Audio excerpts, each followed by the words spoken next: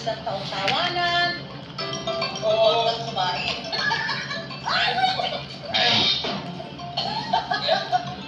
Palitan ng kaalaman, aalamin natin, I wonder! Kaya naman ngayong gabi, I wonder! Kaya naman po, ngayong gabi, at pagsagot sa mga tanong.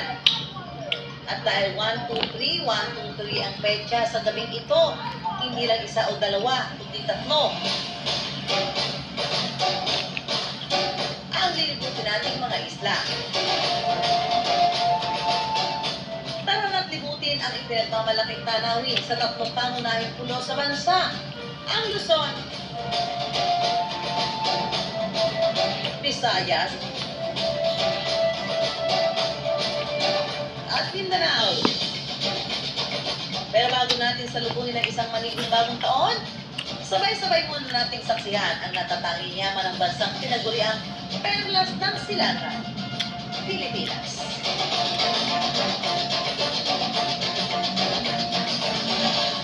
Sa humigit 7,000 pulo sa Pilipinas, hindi na nakapagtataka kung bakit tuwing long weekend o kaya naman holiday break ay kayang-kaya na ni Juan ma-achieve ang summer getaway. Hindi na nga raw natin kailangan hintay pa ang buwan ng Marso para lang salubungin ang naggagandahang pasyalan sa bayan ni Juan, lalo na tuwing tag-init. Dahil mga nakasanayang go-to places tuwing bakasyon, imbis na pagsawaan ay babalik-balikan. Fasten your seatbelt mga ka-wonder dahil ngayong gabi ay sabay-sabay nating aalamin, I wonder, ang mga wow destinations sa bayan ni Juan.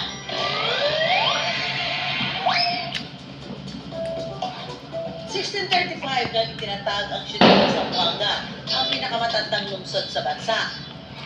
Dahil sa makukulay na tradisyon, nakamamanghang tanawin at mayamang kultura, perfect pasyalan ng lugar para sa mga turista. At para sa ating adventure sa Zamboanga, makakasama natin ang sparkle artist at proud Zamboangueña na si Cheska Fausto.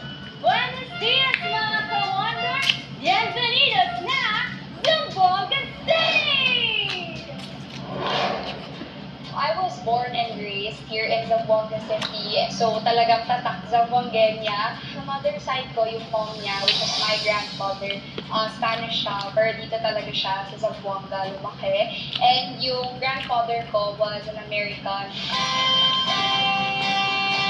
Ang first stop, ang pinagmamalaking Great Santa Cruz Island, kung saan matatagpuan ang isa sa mga natatanging pink beach sa bayan ni Juan.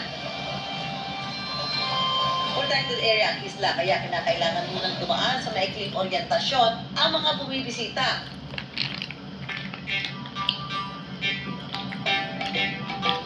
Sakay ng bangka, 10 minuto ang biyahe at mararating na ang Great Santa Cruz Island.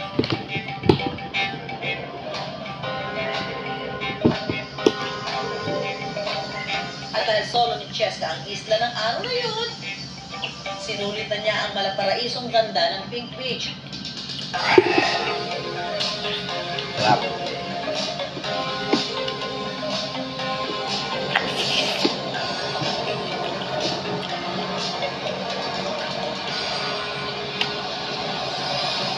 Kaligmahin o Pink Beach ang pangalan nito dahil sa mga nadurog na red organ pipe coral na humalo sa pinong puting buhangin ng isla.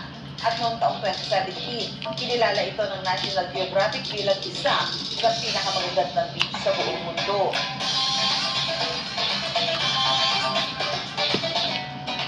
Perfect time naman daw ang high tide para subukan ng Yellow Boat Adventure papasok ng Great Santa Cruz Lagoon na siyang sentro ng biodiversity conservation ng lungsod.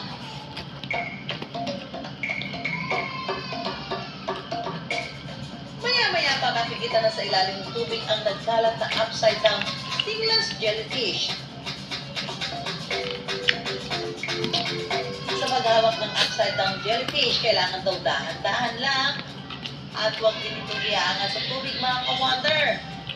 Ayan, so first time kong mahawakan itong stingless jellyfish and napaka-safe niya hawakan kasi again, stingless nga siya and super soft lang talaga. It's a must talaga that you guys try and visit here sa Santa Cruz Lagoon.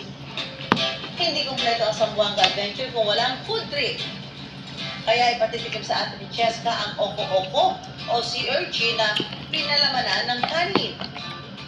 Madalas daw nakikita ang sea urchin o tehe-tehe kung kanilang tawagin sa mababaw na parte ng lagoon kung saan may lumot na siya kinakain ito.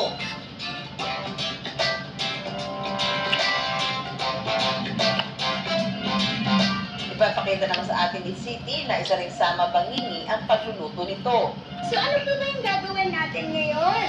Ito, linisan ito, alisan yung mga tinik niya. Puputasan ang ilalim nito para malinis din ang loob. Ang bigas naman na siyang ipapalaman dito, hahaluan ng sibuyas, bawang, at mga pampalasa. Saka ito ilalagay sa loob ng sea urchin.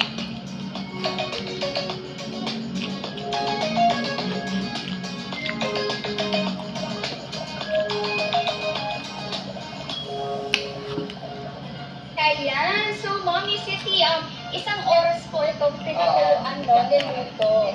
Ayan, para lutong-luto siya, so isang oras. So Mommy, paano po natin ito kakainin? Ayan.